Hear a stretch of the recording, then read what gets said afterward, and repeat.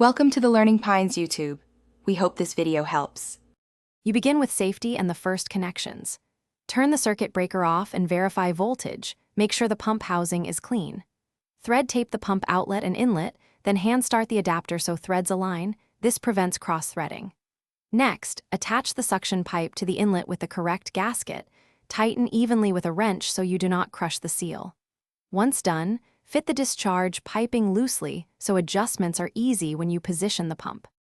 Now you lock things in and make electrical connections. Secure the pump to a level pad using anti-vibration mounts and torque the anchor bolts. This prevents misalignment during startup. Install a check valve and union on the discharge side so you can service the pump without draining the line and support pipes to avoid strain. For wiring, route the cable in a conduit. Attach earth first, then neutral and live according to the motor nameplate. Double-check terminal tightness to avoid heating. Finish by priming and testing the system so you confirm operation. Open the priming port and fill the casing until liquid appears. Close and seal the port, then energize the motor briefly to observe direction and sound. Make sure flow and pressure match expected values. If they do, run for a longer period while monitoring temperature.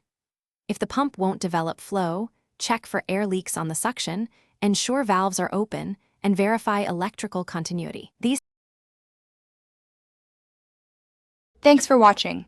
Consider subscribing if we helped you.